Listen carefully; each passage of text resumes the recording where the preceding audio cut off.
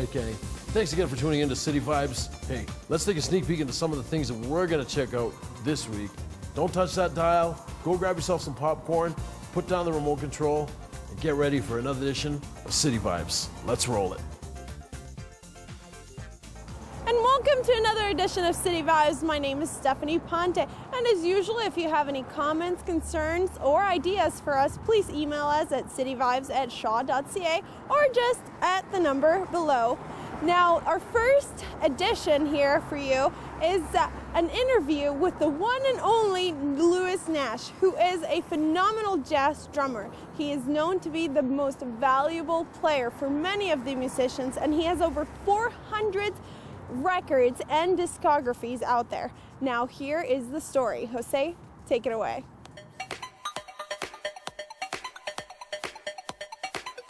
What's up, everybody? It's your boy Chameleon here for City Vibes. Today we are here at the Jack Singer Concert Hall to check out the North American performance of the Monterrey Jazz Festival. Now, this Monterrey Jazz Festival originated in San Francisco in 1958, and now they've taken this tour on the road. So we're here with world-famous drummer Louis Nash over here.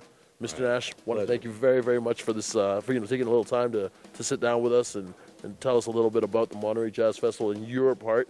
I mean, you're a huge component in this festival, obviously, in this tour. Now, this festival has been around for 55 years now, obviously. There's a lot of history since 1958. How many times have you performed with the Monterrey Jazz Festival? 3 times, actually. 3 times, okay. So 92 was the first time? Yes. Okay. Then again, I think in the late 90s, another opportunity, and then in the early 2000s, another opportunity. So obviously, like, people don't know, but the Monterrey Jazz Festival is really, the elite of the world. Like, I mean, we're talking about the best musicians of the world, the best musicians in the entire world. What does it mean to you to be a part of this kind of event, an event of this magnitude? Well, it's I guess you could say an opportunity to accept, I mean, on us musicians, to accept the distinction of being named a musician who's worthy of being chosen to do this kind of tour.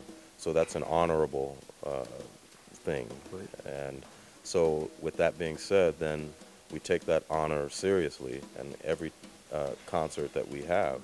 Yeah, it means being chosen for this group really means being designated as an ambassador for the music and for the Monterey Jazz Festival.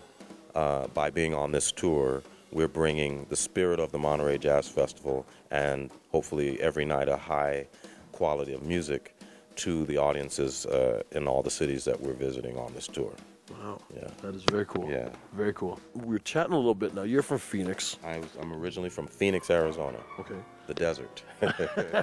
Obviously very close to our Calgary weather.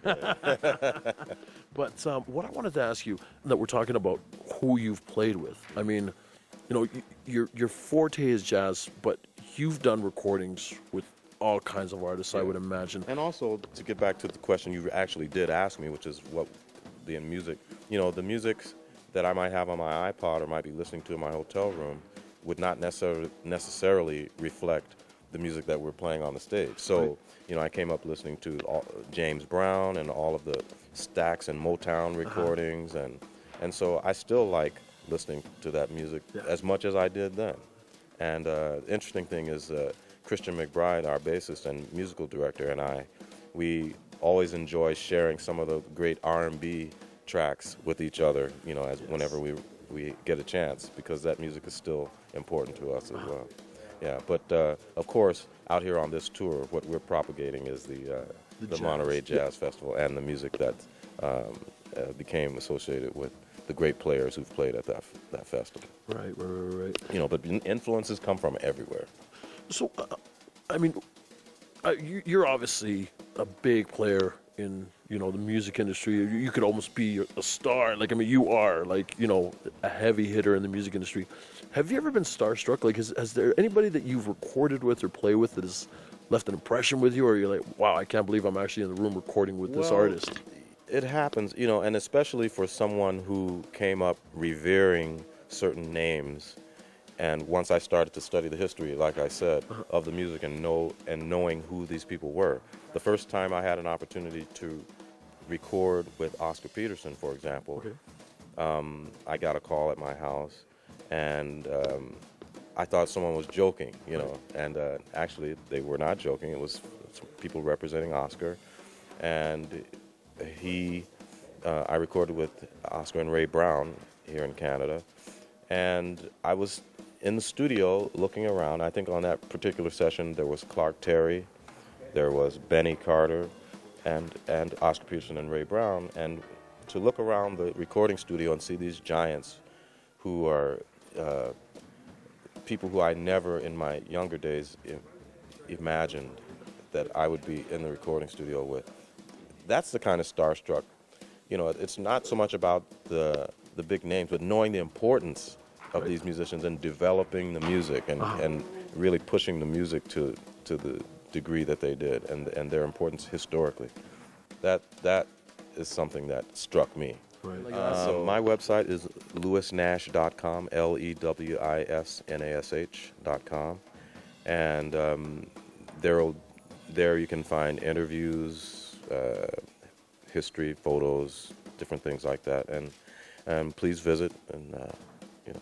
Done deal. You can get in touch with me via email, via that website. No Twitter thing. Yeah, Are you social media junkie? I'm not a big tweeter. I haven't delved into it yet, but maybe I'm showing my age a little bit. Well, listen, I don't know exactly how old you are. I'm sure you weren't one of the original participants, but hey, listen, as long as you keep on making great music, I'm sure that nobody's gonna flash a blink an eye. Hey, listen, we're here with the unbelievable, undeniable heavy hitter here, Mr. Lewis Nash. I want to thank you very much, Mr. Nash, for taking a little bit of time with us. My pleasure. And we're done, guys. We're going to check out a little bit of the show. Again, thank you. All right. Let's go, Monterrey Jazz Festival. Thank you, Hussein. The Monterrey Jazz Festival is by far one of the most amazing jazz tours out there. Some of the best players in each instrument and vocals battle it out to make sure they're out there in the tour. So be sure to check them out in your area.